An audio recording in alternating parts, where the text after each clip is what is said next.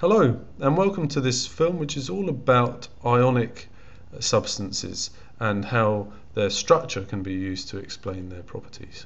So hopefully by the end of this film you'll know what we mean by an ionic lattice and what it's got to do with anions and cations, and you'll be able to use the structure of that lattice, or your knowledge of the structure of that lattice, to explain why ionic substances have the properties that they do. So here are a couple of diagrams of ionic lattices. As you can see, they're supposed to show this kind of regular 3D arrangement of ions. The positive ions in a lattice are called cations and the negative ones are called anions. As you can see in these two diagrams, they're different in size. That's because positive ions tend to be small because they've lost electrons, whereas negative ions tend to be larger because they've gained electrons. Okay, but in this lattice, the bonds, so that is the ionic bonds, if you're asked to state what an ionic bond is, they are the electrostatic attractions between these oppositely charged ions. So on this diagram here, the bonds are represented as these blue lines. They're in all sorts of different directions because each ion is surrounded by lots of others. But an ionic bond is the electrostatic attraction between oppositely charged ions. Okay, and as we've seen here, those ions have different names depending on whether they're positive or negative. Okay, now if we think about that lattice and how it's going to behave when we do different things to it, then that will give us some idea of what the physical properties of ionic substances will be. Okay, we've got to be like with metals when we were making sure that we were talking about ions instead of atoms.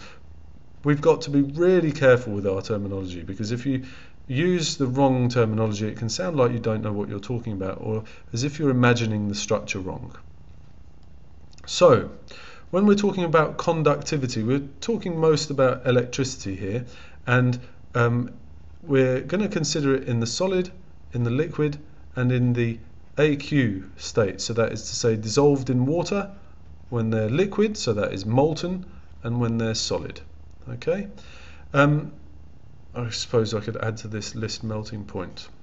But anyway, if we're looking at whether they conduct, the difficulty a lot of people have here is that they think of conducting electricity as necessarily requiring electrons, and that's something that I suppose is understandable because most people think of metals being good conductors, and in metals electrons conduct.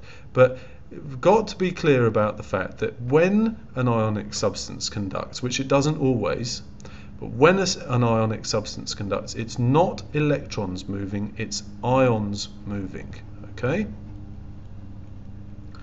Now, are the ions going to move when the ionic substance is solid? Well, no, because they're trapped in a lattice. Are they going to move when you melt it? Well, yes, because we've broken the lattice down. It's not an easy thing to do because ionic bonds are quite strong, but if you melt an ionic substance, the ions can move, so we can carry charge from one place to another, and it will conduct electricity.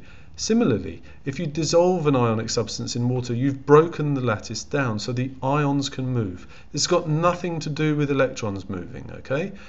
This is electricity moving because we've got this flow of charged particles, which are ions, not electrons.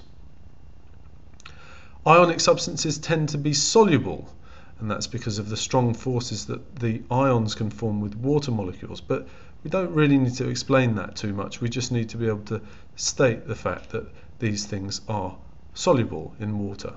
Okay? Why are they malleable or brittle? Well, first of all, let's say which one of those two they are. They're not malleable because if we take this kind of model that we were talking about with the metals, if we try and slide one layer of ions over the other, what we're going to end up with is like charges in contact with one another, and like charges won't attract one another, they'll actually repel. So as soon as I slide or apply some kind of stress to one layer of ions and I cause them to move over the other, then the substance will fracture. In other words, it will be brittle. It won't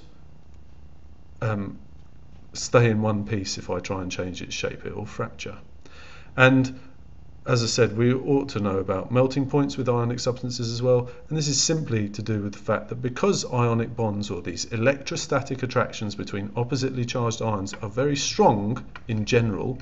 There are low melting point ionic substances, but in general these are quite strong, and so these substances have high melting points. I haven't written a lot there, okay, but there's actually a fair bit of information that you ought to be able to come up with in exam questions about explaining these physical properties.